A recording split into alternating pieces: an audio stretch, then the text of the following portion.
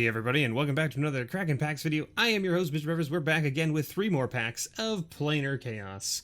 I don't remember what I need to be keeping an eye out for in the set other than Damnation. I believe Damnation is the big ticket card out of this set. Let me just pull it up here. There we go. I believe there were a couple commons and uncommons of note. Yeah, like the Essence Warden is a common of note. And Snow Sliver. Is that Snow Sliver? Yeah, Snow Sliver is a common of note, it looks like.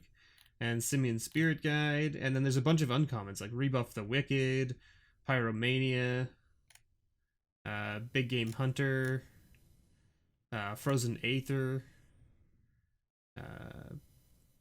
what is that? Dark Heart Sliver, what is that? What the heck is this card? Pongify? Necrotic Sliver, Psychothrope Thalid. These are all uncommons. Keen Sense. There's a whole bunch of uncommons of note from this set. So, without further ado, let's get right in. Let's open up this bad boy. This Tiger Boy.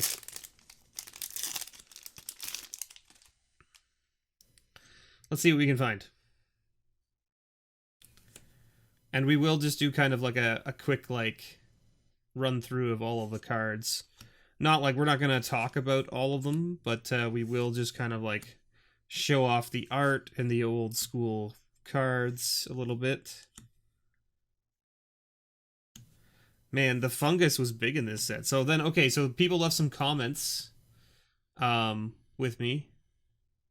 And it was the cards that have the weird border are the cards that are color shifted, and what that means is it's a mechanic essentially, or a card that is quite similar to a card from another color from a different set that they moved into this color. So for instance, like this one is green and it's a 2 mana 1/1 that says draw a card, reveal it. If it's a land card, discard it.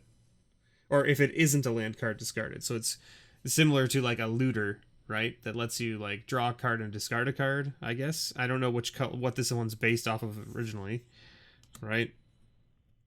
Comes into play, it becomes your choice of a 3/3 creature, a 2/2 creature with flying, or a 1/6 with defender. Again, I don't know what these ones are based off of, but like Damnation is basically like the reverse of Wrath of God, and it was in, it was white and now it's black kind of thing. Oh, well, there we go. We got a Big Game Hunter. That's an uncommon of note. So there he goes, a 1/1 for 3. Then when it enters the battlefield, destroy target creature with power 4 or greater. It can't be regenerated. And it has a madness cost of 1, which is pretty sweet. So let's put that guy down there like that. Hammerheim Deadeye.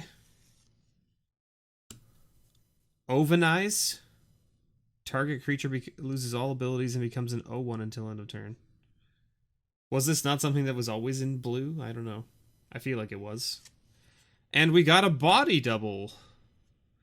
I don't think body double is on the list of anything super pricey or anything like that, but it's a cool card. So it's a 4 mana 0/0 shapeshifter that says as it comes into play, you may choose a creature card in a graveyard. If you do, body double comes into play as a copy of that card, and it's in any graveyard. That's why it's cool. So take something from your opponent's graveyard if you want, or whatever. Pretty neat little trick, that's for sure. Ooh, we got Dead and Gone.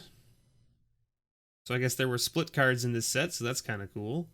Let's see if we can get it so that the light's not like completely blocking out all of the text on the card.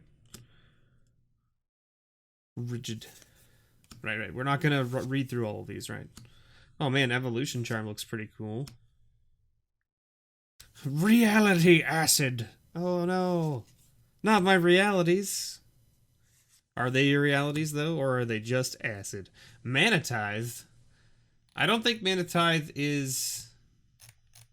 Yeah, I don't see Mana Tithe on the money list or anything like that. But I know that this is a card that gets put into like the cubes all the time, because it's a white counterspell, which is kind of interesting. So I'm going to put it to the side. Vampiric Link. I want to say that this was the white one, right? This is the white one that they then put into black, right? Spirit Link, I think it was called. Is that right? Kavu Predator. Hey, Necrotic Sliver's on the list. It's like a $4 uncommon. Look at that. Molten Firebird as our rare. So we're missing an uncommon. Is that correct? We only had one, right? Yeah, we only had two. So we've got an uncommon foil. And this is Molten Firebird, which is also a shifted card. So this is a 2/2 flyer for 5. It says when it's put into a graveyard from play, return it to play under its owner's control at the end of turn, and you skip your next draw step. I don't know what this was a shift from, but like this is a mechanic that a lot of us know of in Red with the Phoenixes, right? The Phoenixes are all sort of do this thing. Wait. Oh, is that how this works? If you get a color shifted rare, you get 2 rares in a pack? And it takes up the spot of the uncommon? Is that how this works? I don't understand. I've never opened these packs, so I'm gonna have to do some research, I guess, and find out if that's how this works or what the deal is. But we got 2 rares in this pack, so Molten Firebird and then Retether, which is actually like a $5 rare. It's on the list. It's one of the top 4 rares in value, and it's $5. But it's a sweet card actually. So it's return each aura card from your graveyard to play. Only creatures can be enchanted this way. So that's pretty sweet. And we did get a foil, right? Yeah, so we do get a foil uncommon still, too. Man, that's super weird. So we lost an uncommon because we had a foil uncommon. But then we ended up with 2 rares. Because we got a color shifted rare, I guess? Okay. So does that mean that Damnation is like an extra rare in the pack if you get it kind of thing? Because it's color shifted? Interesting. Anyway, we got Joda's Avenger. So it's a 4/4 for 6. And pay 0 until end of turn. Joda's Avenger gets -1/-1 and gains your choice of Double Strike, Protection from Red, Vigilance, or Shadow. That's kind of cool. So essentially, it says a creature with Shadow. Yeah, so you pay 0 and give it -1/-1 and give it Double Strike, and then pay 0 and give it Shadow, and then it could just swing in and do 4 damage. So that's kind of interesting. And that's only if they don't have a shadow creature, because shadow creatures can only be blocked by other shadow creatures. I think it says it right there, actually, on the bottom of the card. Super weird. Alright, so interesting. I didn't know that there was, like, this possibility of, like, getting multiple rares in a pack. We've got a bunch of charms here. Okay, cool. I think we got these wood readers in every pack this week. Ooh, Seal of the Primordium. Ooh, look at that Bog Serpent. Look at that guy. Oof. We got a Hammerheim Deadeye. Sophic Centaur. Riptide Pilferer. And Chronozoa. What the heck is this? A 3/3 for 4 with flying and vanishing 3. So vanishing 3 is this permanent comes into play with 3 time counters on it. At the beginning of your upkeep, remove a time counter from it. When the last is removed, sacrifice it. Right? So when Chronozoa is put into a graveyard from play, if it had no time counters on it, put 2 tokens into play that are copies of it. Oh my. I guess that gets out of hand if your opponents don't remove it before the time counters come off of it.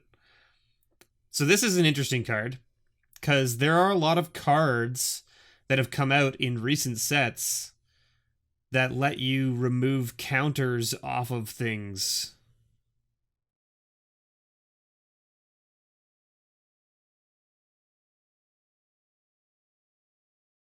So I wonder if you could like abuse that with this and like remove all the counters and make 2 that then also get counters, and then you remove the counters off them, and then because that's I'm assuming that's how this works, right? If it had no time counters on it, put 2 tokens into play that were copies of it.